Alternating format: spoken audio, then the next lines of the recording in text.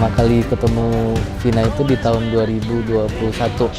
Nah kebetulan saya dengan Vina itu satu komunitas ya, Toyota Yaris. Nah jadi ketemunya di sana. Waktu itu si Vinanya touring perdana. Nah kenalnya di sana. Beberapa bulan setelah itu kita deket.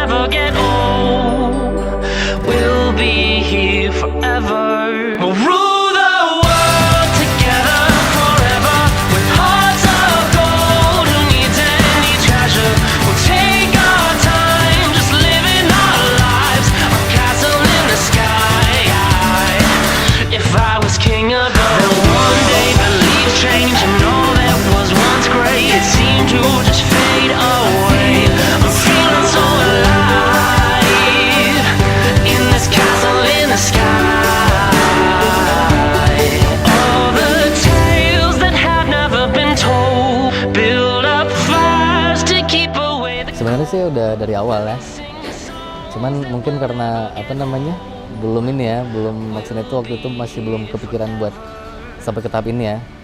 Setelah dia ngedeketin terus, karena ya cuma dia yang ini sih, yang gentle ngomong ke mama.